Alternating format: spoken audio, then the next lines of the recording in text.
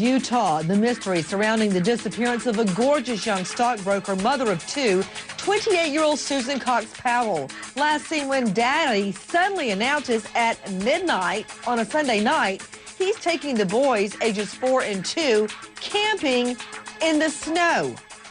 They get back home. He says, Mommy's gone. Bombshell tonight in the late hours last night. More tragedy for the family of missing mother of two, Susan Cox Powell. The home of husband Josh Powell exploding in a towering burst of flames. Inside, Josh Powell. And in a bitter twist, Susan Cox Powell's beloved two little boys. After the boys begin to realize as eyewitnesses to what happened the night Mommy goes missing, saying, Mommy's in the trunk, Mommy's in the mines looking for crystals, Mommy then disappears. Josh Powell inflicting the greatest pain ever on Susan and her family and what is now determined to be a suicide double homicide of the children, ages just 5 and 7. Breaking news, a shocking twist in the missing mom case. Susan Powell. I would never hurt her. I would never hurt my boy. Fighting for custody of his two children. He bottles his rage. He explodes. Now, police say that Powell blew up his house. Joshua Powell rigged the home to explode as soon as he got his sons inside the house for a supervised visit. Josh Powell grabbed the children, shut the door of the home. There was a big explosion. It shook the house. This wall of flame. Josh Powell's attorney says he received an email from Josh. It was 3 words. I'm sorry. Goodbye.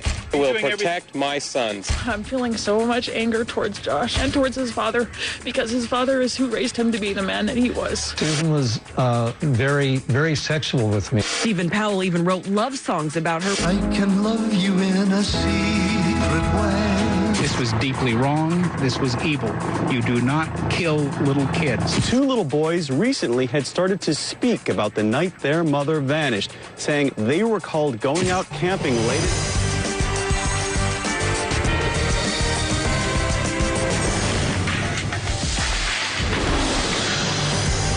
Good evening. I'm Nancy Grace. I want to thank you for being with us. Bombshell tonight in the late hours last night. More tragedy for the family of missing mom of two, Susan Cox Powell. The home of her husband, Josh Powell, exploding in a towering burst of flames. Inside, Powell. And in a bitter twist, Susan's beloved 2 little boys. We are taking your call straight out to a special guest joining us tonight from Graham, Washington, Thelma Gutierrez. Ma'am, thank you so much for being with us. When did you learn of the blast killing the 2 little boys? Nancy, I can tell you that yesterday afternoon, the neighbors who were in this very quiet area at the end of the cul-de-sac say that they heard this terrible explosion. They ran outside and they saw these towering flames engulfing the home right at the end of the street. We're going to pan right over here, Nancy, and I want to show you what's going on right now. About an hour ago, fire investigators came to the scene at daybreak. They were waiting for the sun to come up. They are in there right now combing through the rubble. They're taking photographs. They want to know exactly how this fire started. But they say, make no mistake, this was not accidental. This was started, they say, by Josh Powell. Well, Thelma, I don't have to really be there standing amidst the rubble to tell you how the fire started. The social worker smelled gasoline. That's how the fire started. And it's very easy to see to the naked eye, as a matter of fact, to any seasoned arson detective, that accelerant, most likely gasoline, was poured all over the home in multiple spots.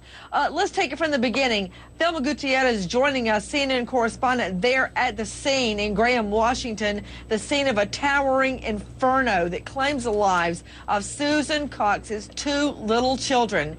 You all recall, all of you legal eagles, when Susan goes missing in the middle of the night and her husband, Josh Powell, claiming that he decides on a spur-of-the-moment camping trip in freezing temperatures, about 14 degrees that Sunday night. and takes the two boys camping, saying when he gets home, Susan is just gone, leaving her purse and cell phone behind. We now learn the story unfolding. The little boy saying Mommy was in the mines looking for crystals that night, beginning to verbalize what they observed the night their mommy goes missing. To Thelma Gutierrez, CNN correspondent. Thelma, what led up to the explosion? I understand that Josh Powell had a supervised visit in his home that day with a social worker, yes? Yes, and Nancy, there was nothing out of the ordinary about this. He had planned supervised visits with his children before. There was no red flag on this particular case. The social worker brought these children to the home yesterday afternoon. She had gotten to the front door. The kids went inside. At that point, she says she smelled gas.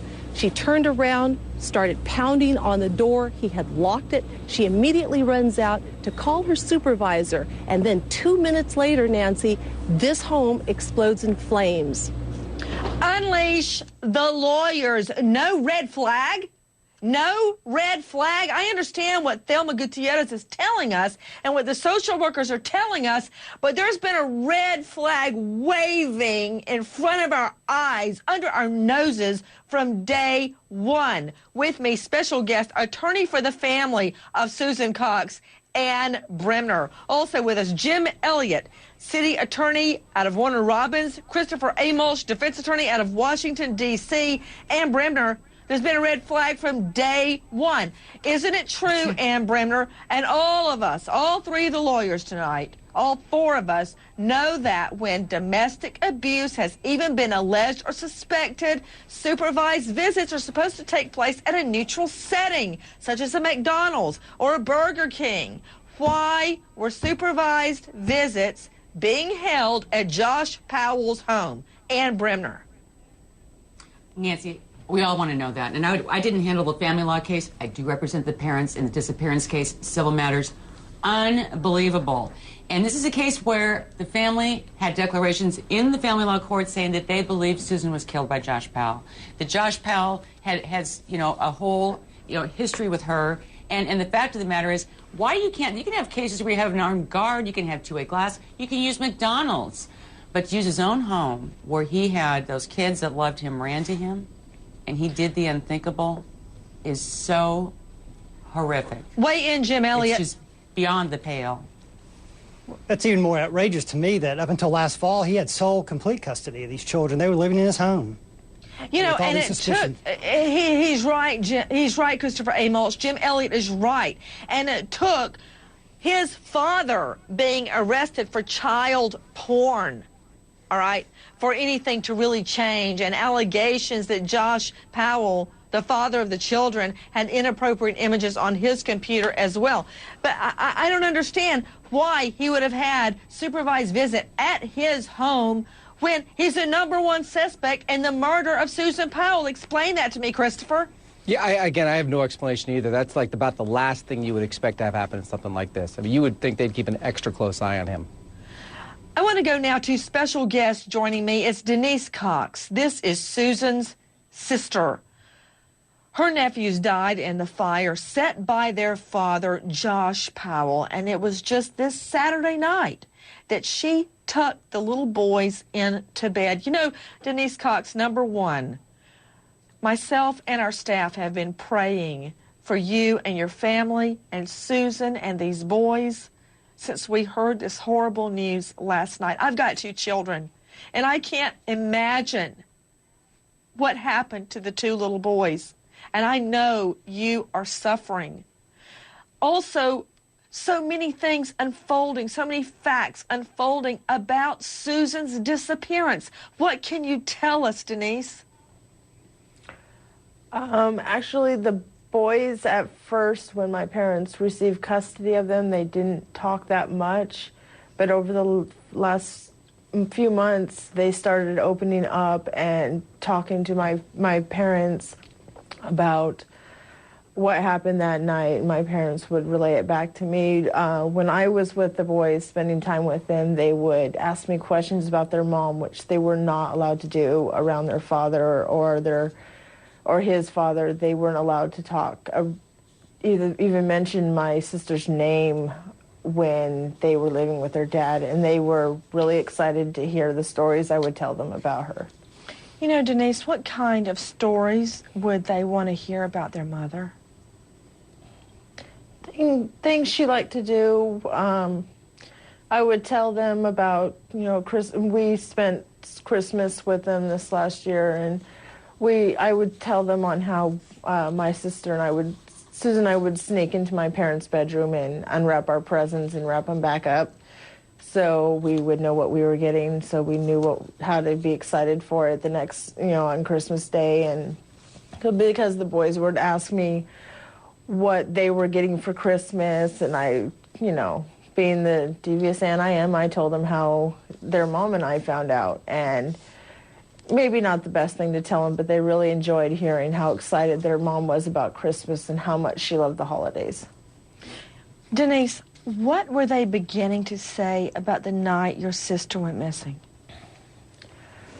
From what I gather from my parents talking to me is they said that Mom went to go look for crystals, and she went into a mine to look for crystals, and she never came out. And I've heard them, they pointed to a picture of a woman and pointed to her chest and said, "Mommy, owie."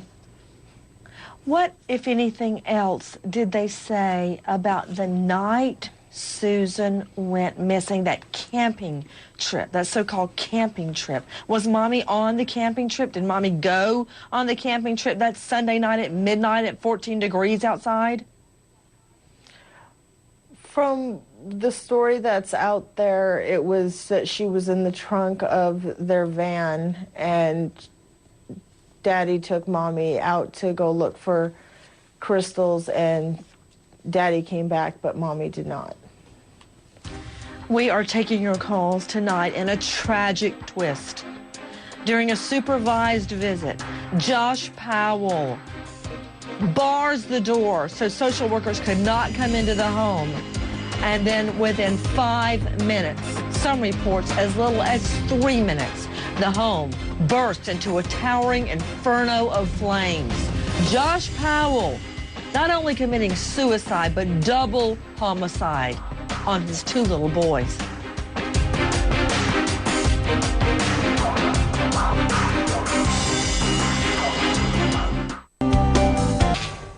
There was a big explosion. It shook the house. The 2 sons of Joshua Powell were being dropped off for a supervised visit. What we understand is he just grabbed the kids, locked her out. All 3 bodies were found together in the middle of the house. I can't imagine anyone killing their children. That's beyond anything I could imagine. 3 words: I'm sorry, goodbye. Oh, this is something we believe that was done intentionally and done with malice and done with the specific goal in mind to get the result that occurred. It's just really sad. And a saga that has played out over months and months following the disappearance of a 28-year-old stockbroker, Susan Cox Powell, in very odd circumstances. A final chapter. The story ends late last night with what you are seeing on your screen now. The home of Josh Powell goes up in flames inside his 2 little boys. Straight out to Jim Kirkwood, host KTKK. Jim, to your understanding, what's the timeline? What happened? Apparently, state of Washington time, around 12:30, the social worker shows up with the boys. They run in the house, and she's behind them. He lets the boys in and then closes and locks the door. And as you mentioned, Nancy, she smelled gasoline. And from the neighbors' reports, there was so much accelerant in this house that there were 3 earthquake-like explosions, and it was raining insulation. This is a horrific crime. Joining me now, Kevin Barry, bomb and explosive expert.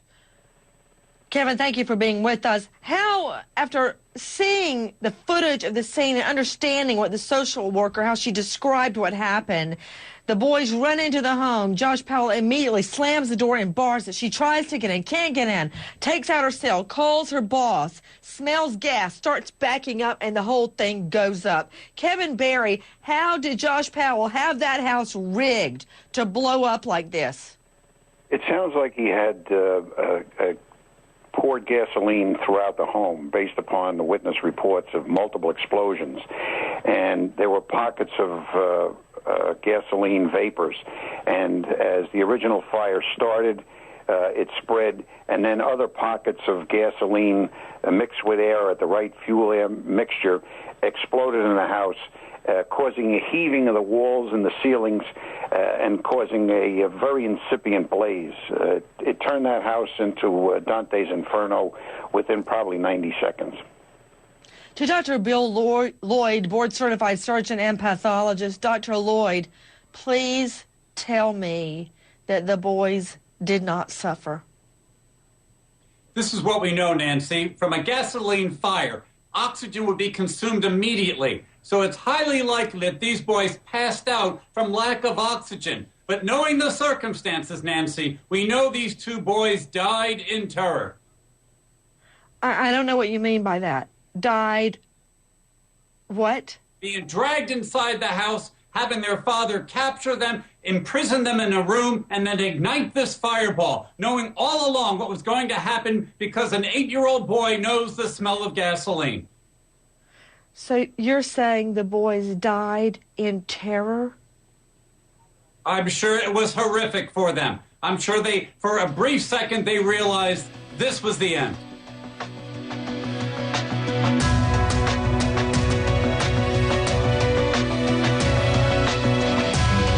This was an act of evil. They're calling this a murder-suicide. They're saying Joshua Powell set this up, rigged the house to explode and burn, and that's exactly what happened.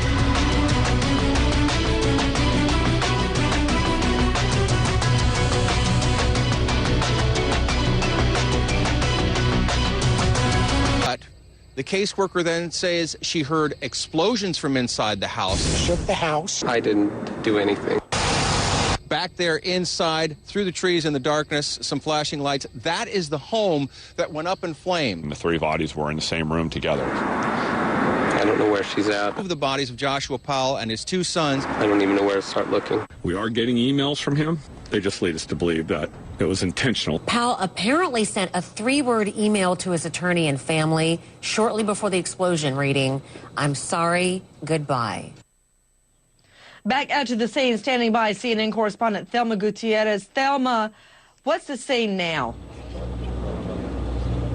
Well, I can tell you, Nancy, that there are several arson investigators here. They're going through the rubble. They want to know what exactly started this. You had mentioned that it was gas. That's exactly what the social worker said as well. When she showed up at this house, she smelled gas, went to call that supervisor, and then this place went up in flames. But this is just part of the typical arson investigation, Nancy. They've got to go through this area. They've got to take their measurements, take the photographs, and document this for their case. Joining us now, Clark Goldberg. Clark, I want to take it from the very beginning when this whole thing went down and Susan Cox Powell goes missing. With us and taking your calls, not only our all-star panelist, but a special guest, Denise Cox. This is Susan's sister joining us. Clark, take it from the top. So the story goes, Nancy, Josh Powell was home. Susan wasn't feeling well, decided to stay home, went to bed early because she was feeling under the weather. And that's when Josh Powell said he packed up a 2-year-old and a 4-year-old in sub-freezing temperatures to take them camping hours away. You are seeing a shot of the inferno that claimed the lives of not only Josh Powell, but his 2 children. Okay, from that point on, from the point that she goes missing, what do we know, Clark?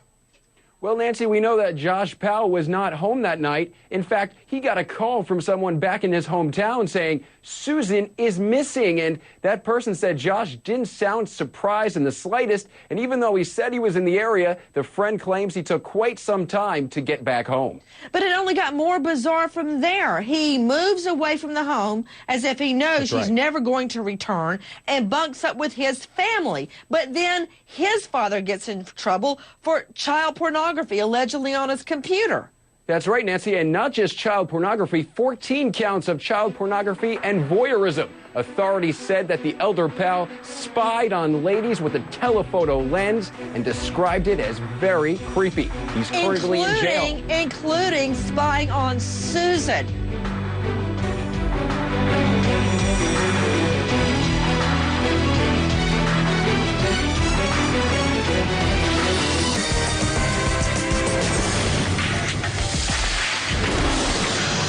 Breaking news, a shocking twist in the missing mom case. Susan Powell. I would never hurt her. I would never hurt my boy. Fighting for custody of his 2 children. He bottles his rage.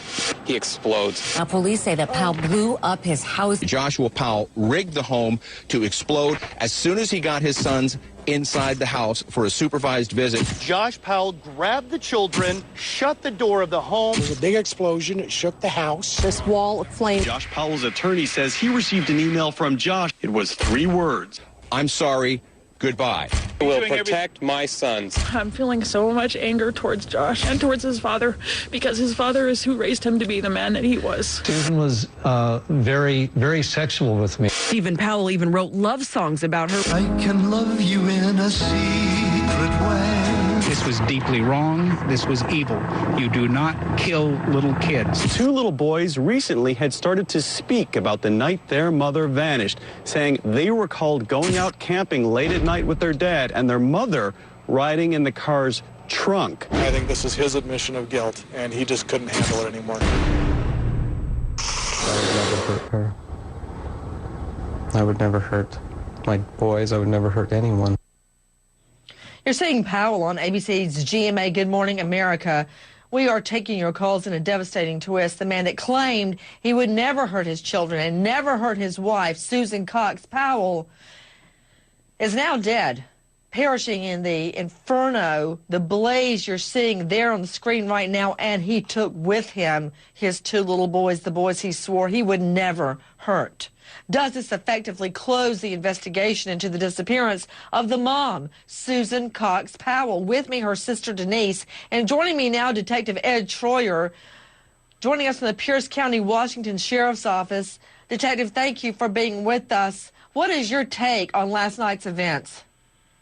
Well, last night's events were devastating for all of us. You know, a lot of our officers are really close to those kids because we've arrested the dad. You know, we all know what a kind of a weirdo he is and what's going on with this. And we're been involved with these kids and the family for a while. So we have some officers that are very, very upset that this has happened. And we're continuing today as we speak. We have the fire marshal and our arson detectives going through the burned out house to look for evidence. And the autopsies are currently underway with another team of detectives. And we're doing search warrants. We're continuing to move full speed ahead with everything we can because we really want to try and get some answers and stick up for those 2 little boys and Susan because, you know, we're the ones that speak for the victims, and those victims, I think there's some answers that are still due here. Detective Troyer, you're right. From what her sister is telling us, the little boys were verbalizing what happened the night their mom went missing. They said Mommy was in the trunk. Mommy disappeared. Mommy's looking for crystals in the mines. They'd point at a woman that would look like Susan Cox and say, Mommy, ouch, owie. They're the only eyewitnesses. Detective, why wasn't Josh Powell already under arrest for murder? The circumstances are so damning. Well, a lot of that, you got to understand that this is West Valley's case. We've been assisting them. We have tight lines with them. We're doing everything that they need to help. But the case didn't happen here. Our case now is the civil homicide and the case against his grandfather. The grandfather, we put him in jail for the voyeurism and the child pornography. And we've been on this family and these people as much as we possibly can to try and You know get what, to that Detective point Troyer? with West Valley. You're absolutely right. You are absolutely right. That was in that jurisdiction. And it's so easy for everybody to sit back the day after a Monday morning quarterback and go, you should have done this, you should have done that. For all I know, cops and prosecutors thought, you know what? Now the boys are starting to verbalize. That means maybe we can get an eyewitness on the stand. Let's just see if we can find a body. Because if you take a case to trial and you lose, then you find the body, it's too late. Double jeopardy precludes a second prosecution if there is an acquittal. And on the heels of the Tot Mom case, I imagine the prosecution wanted all the evidence they could get before they go to trial. But sometimes that is impossible. Out to high-profile lawyer out of the Seattle jurisdiction, Ann Bremner, the attorney for the family of Susan Cox, and with the boys finally verbalizing that their mom was in the trunk of the car the night that she goes missing, that mommy disappears, that mommy's in the mines looking for crystals. Wouldn't that qualify as an eyewitness? Why wasn't Josh Powell already behind bars for murder? Nancy, you're absolutely right. And the police knew from the beginning that there was a statement, mommy's in the mine. That's been around for a long time. But now the police are saying, and I know Ed can confirm this, and does an excellent job as always, that they said that they were going to look at an arrest at the end of the year last year or look at an arrest this coming summer. But we've worked with the West Valley Police. You know, this is a strong circumstantial case, and it is what if, 2020 hindsight, armchair quarterback, but what if he'd been arrested for murder? You know, you're right. And we know, to Bremner, Jim Elliott, Christopher Amolch, we've all done it. Nobody wants to do it. All right? I don't enjoy putting a child witness on the stand. I don't enjoy that. That's not why I went to law school, Jim Elliott, to make a child relive something traumatic. But I've done it. I've done it in child rape cases, child molestation cases, murder cases, homicide cases, arson cases. Sometimes to seek justice, you have to put a child on the stand. Jim Elliott, it can be done effectively, can it not? Absolutely, it can be done. There are a lot of protections in place for a child to make them more comfortable in a court setting for to give testimony about a matter that they're not comfortable with. And, Jim Elliott, you're the city attorney in a big jurisdiction, highly populated. When something happens like this, don't you know the police, the sheriffs, the prosecutors are just kicking themselves, just distraught. Could we have moved faster? Could we have made the arrest? Why didn't we do this? Why didn't we do that? It can drive you crazy. Absolutely. I can assure you there are investigators and administrators in that police department that are absolutely disgusted at what's happened. You can't anticipate what evil can do, though. You know, he's right, Christopher. No matter how fast they were going, no matter how hard they were trying, they could never anticipate Powell would do this to his own children. No, you can't anticipate this, but why? I don't understand why they didn't have the children speak to a judge in chambers or to submit it as an affidavit from an officer to get him locked up to begin with. And they wouldn't need to put him on the stand to do that. It's kind of shocking to me that he wasn't in jail already. To Cheryl McCollum, crime analyst and director of the Cold Case Investigative Research Institute. Cheryl, weigh in. Nancy, this is so horrifying, and the bottom line is there's nobody to punish. Game over.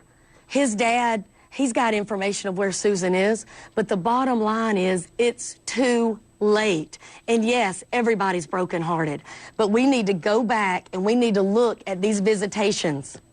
You know what? You're right. That's the only thing that can be done now, Cheryl. You're right. And speaking of that father, the father-in-law, Susan Cox Powell's father-in-law, it gets creepier and creepier, Clark Goldband. Did you ever see, let's put up those lyrics of him singing songs about Susan Cox Powell.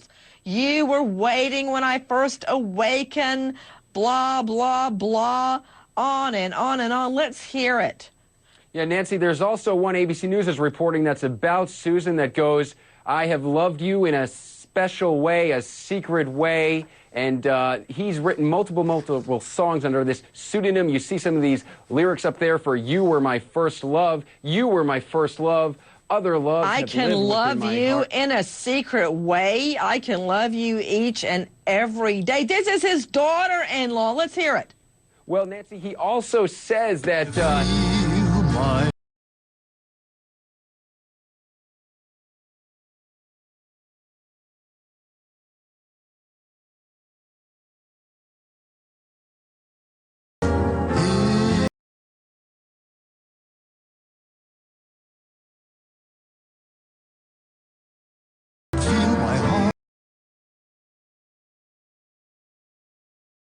The lyrics go on and on and on. This is Josh Powell's father singing love songs to his wife, Susan Cox. Her children now dead in an inferno started by this guy's son. With me, Denise Cox, Susan's sister. Did Susan have any idea her father-in-law was such a nut? Yeah.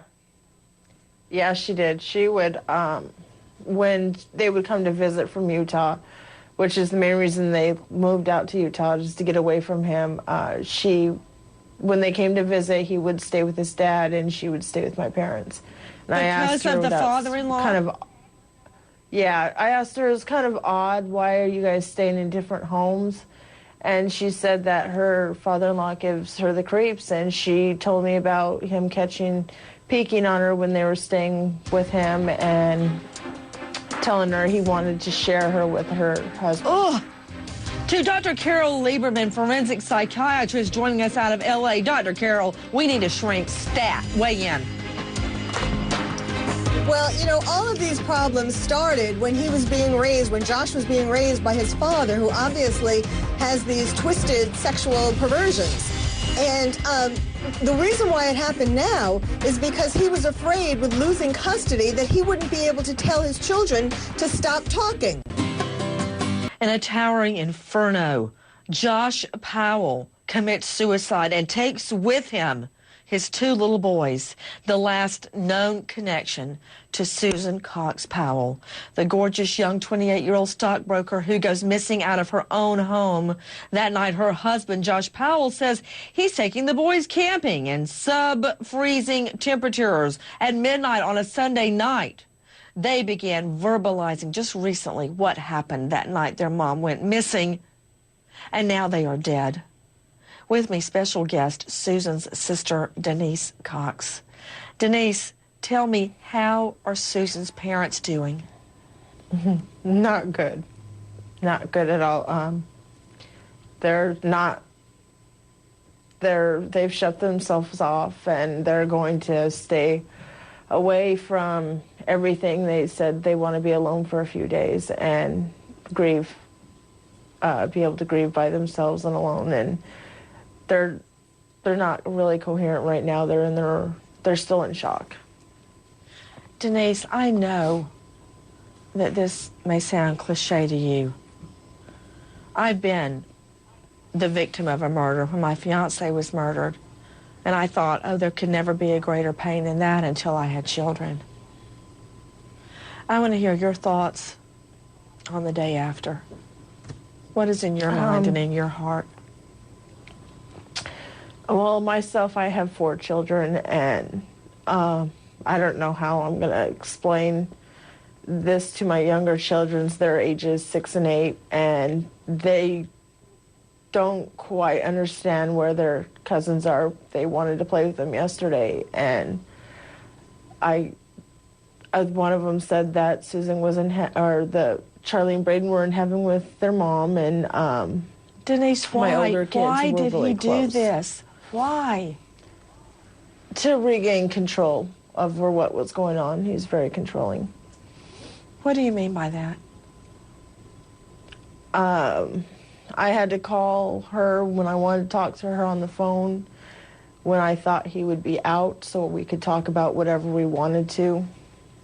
Otherwise, we had to watch what we said to each other. Why? What would he do? He would hang up the phone on me. He would take the phone away from her and hang the phone up on you? Yeah. How were the boys he didn't like her responding talking. to their visitation with him? I know that they were becoming agitated when they would be with him. The boys really, once they started opening up to our family, they started closing down on their dad. And Denise, you saw the digression of Josh Powell over the years. I mean, you guys have known him since he was, what, 15? Did he get weirder and weirder, just like his father? Yeah, he started out a good church-going guy, which is one of the things Susan loved about him, and eventually he parted ways with the church and then started parting ways with her because of it, and he started getting closer with his dad. Well, what I don't understand is with his father having the big crush on his wife and the wife avoiding the father-in-law, why he would go and live near him or live with him. I don't understand that, Denise. I don't either. That is the least thing Susan would have wanted. She would have wanted the boys to stay with my family, which fortunately they were able to at one point, but there was no way she would have wanted those boys staying with her father-in-law. To Dr. Charles Sophie, medical director of the L.A. County Department of Child and Family Services, author of Side by Side. Dr. Sophie, you're extremely well respected, and you are in a different jurisdiction, but bottom line, you are with social services. I understand that in this case, Dr. Sophie, the social worker was carrying out the judge's order of supervised visits. Right. It was not supervised visits in a neutral spot. I get it. And that was wrong. Can I ask you to explain why this should have been in a neutral setting? Well, I mean, there may have been again, I don't know this specific case, but there may have been a precedent set with other visits with this guy that have been okay within his home, and so the court didn't feel that maybe the need was to put that specific request in, and that because in the past it was okay, that he's been doing okay, let's continue to do it. You know, no offense, Mr. Sophie, but the mother's dead, and the boys are eyewitnesses. All right, so I don't know how anybody in their right mind could think a supervised visit in the dad's home is okay. I mean, the mom was asleep in the dad's home, and she's dead. All right? Right, but when we're court-ordered, we have to follow through, no matter whether we ask for McDonald's or not. We have to follow what we're told. Well, that's the problem. You know what? I understand. Everybody's just doing what they're told. They're just following orders. But isn't there a time, Dr. Sophie, when somebody stands up and says, no, this is wrong, take another look, Judge? Does anybody ever do that? We do that often, but we got to do what we're told to do. We still have to follow a court order. We could fight to the bitter end, but we still have to follow what the court orders. Out to the lines, Mary in Virginia. Hi, Mary. What's your question? Hi, Nancy. Thanks for having me on. First, I just want to say I'm an adopted mom of three, a sibling group of three, that they were removed from their parents for neglect and abuse. And when the mother had visitations in Virginia, they had to meet at CPS. She had to go to Child Protective Services in a room with a two-way mirror. Mary, what is your question? Well, no, I had just had a comment, basically, that the justice system and the authorities fail these children miserably. And you are right when you said there were red flags everywhere. The suspicious way mom went missing, the way that dad was a person of interest, and the granddad was a sicko. These children should have never been allowed unsupervised visits other than in child protective. Children of Susan Cox Powell, now dead at the hands of their father. A report we never thought we would make. With me, Susan's sister, Denise Cox. Denise, were you afraid? Did you fear Josh Powell would do something like this to the boys? Absolutely. Explain. From the get-go, from when he was named a person of interest, the boy should have been taken away from him, and he should not have been allowed visitation for the fact of he was a person of interest. Denise, I don't understand. Once the boys began saying Mommy was in the trunk the night she disappeared, why was there not a murder charge immediately against Josh Powell? I feel there should have been. From what I understand is that they were trying to build a case without a body. And that's pretty much all I was being told, because my family was trying to protect me from from I don't know, from knowing too much, or they wanted me not to be so much hurt. But what they did tell me was that they're trying to build a case against him without the body. Denise, what do you believe he did with Susan? I believe he drugged her, so it didn't seem unnatural for the boys when he took her. And I believe he told them that they were going to go look for mines, and I believe he buried her somewhere else, wherever they went. And I believe he was planning to get rid of everything before the police got there, but he didn't make it back in time. So they found her purse. He was going to claim she took off, like he was before.